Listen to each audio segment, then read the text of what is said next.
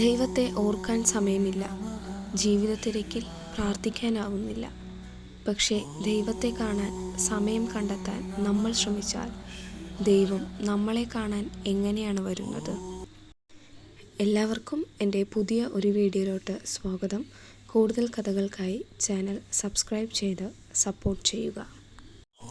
കുടുംബം, ജോലി, പ്രശ്നങ്ങൾ എല്ലാം ചേർത്ത് തീർത്തും തിരക്കുള്ള ഒരു ജീവിതം നയിക്കുന്ന സാധാരണ മനുഷ്യനാണ് രാമൻ.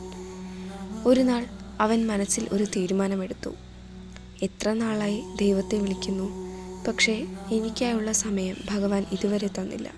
അങ്ങനെ ഒരു ദിവസം മുഴുവൻ അവൻ ദൈവത്തിനായി മാറ്റിവെച്ചു. അവൻ ഒരു പേപ്പർ എടുത്തു. എന്നിട്ട് ദൈവത്തെ കാണാനുള്ള സമയപട്ടിക തയ്യാറാക്കി. 6 മുതൽ 7 വരെ ദൈവത്തെ കാണണം. 7 മുതൽ 8 വരെ ദൈവത്തോട് സംസാരിക്കണം. 8 മുതൽ 9 വരെ ജീവിതത്തിൻ്റെ അർത്ഥം ചോദിക്കണം. അങ്ങനെ അടുത്ത ദിവസം പുലർച്ചെ 6 മണിക്ക് വീട്ടിൻ്റെ വാതിലിൽ ഒരാൾ തട്ടുന്നു. ഒരു ദരിദ്രൻ, വിയർത്ത ശരീരം, ക്ഷീണിച്ച കണ്ണുകൾ. "ഒരു ഗ്ലാസ് വെള്ളം കിട്ടുമോ?" ദരിദ്രൻ രാമനോട് ചോദിച്ചു. രാമൻ അല്പം അറപ്പോടെ, "ഇപ്പോൾ സമയമില്ല, ഞാൻ ദൈവത്തെ കാണാൻ പോവുകയാണ്."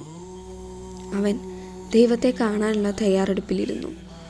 വീണ്ടും വാതിലിൽ ആരോ മുട്ടി. ഒരു വയോധികനും സ്ത്രീയും വഴിതെറ്റി നിൽക്കുന്നു. "മകനെ, ഒന്ന് വഴി പറഞ്ഞു തരാമോ?" "ക്ഷമിക്കണം അമ്മേ, ഇന്ന് എനിക്ക് വളരെ പ്രധാനപ്പെട്ട ഒരു ദിവസമാണ്" എന്ന് പറഞ്ഞ് രാമൻ വാതിലടച്ചു. ഇപ്പോൾ സമയം 7 അവൻ ദൈവത്തോട് സംസാരിക്കാൻ തയ്യാറായിരുന്നു. അപ്പോൾ പുറത്തുനിന്ന് ഒരു കുഞ്ഞിൻ്റെ കരച്ചിൽ കേട്ടു. കുഞ്ഞു വീണ് മുട്ടുമുഴുവൻ രക്തം. രാമൻ കണ്ണടച്ച് പറഞ്ഞു, "എനിക്ക് ദൈവത്തോട് സംസാരിക്കാനുള്ള സമയമാണ്." ഇത് പറഞ്ഞ് രാമൻ വാതിലടച്ചു. പെട്ടെന്ന് രാമൻ്റെ അമ്മയുടെ ഒരു ഫോൺ കോൾ എത്തി. "മകനെ, മനസ്സ് മുഴുവൻ ഒറ്റപ്പെട്ട ഒരു തോന്നൽ. എനിക്ക് നിന്നെ ഒന്ന് കാണണം. ഞാൻ ദൈവത്തെ കാണാൻ പോവുകയാണ്. എനിക്ക് നേരമില്ല" എന്ന് പറഞ്ഞ് അവൻ ഫോൺ വെച്ചു. ദിവസങ്ങൾ കടന്നുപോയി. ദൈവം വന്നില്ല.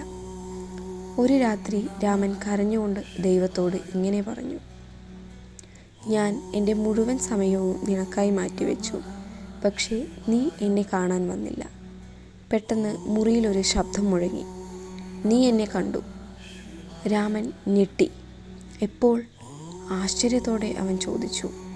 വെള്ളം ചോദിച്ചവന്, കരഞ്ഞ കുഞ്ഞിൽ, വഴി ചോദിച്ച അമ്മയിൽ. "നീ എന്നെ കണ്ടു. എന്നെ കാണാനുള്ള പട്ടിക തയ്യാറാക്കി. പക്ഷേ ഞാൻ നിന്നെ എപ്പോൾ എങ്ങനെ കാണണം എന്ന് നേരത്തെ നിശ്ചയിച്ചു കഴിഞ്ഞിരുന്നു." ദൈവത്തെ കാണാൻ വേണ്ടത് കണ്ണുകളല്ല.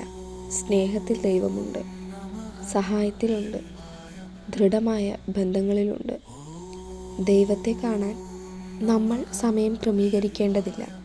നമ്മൾ ചെയ്യുന്ന പ്രവൃത്തി സമയമാകുമ്പോൾ നമ്മളെ ദൈവത്തോട് ചേർക്കും.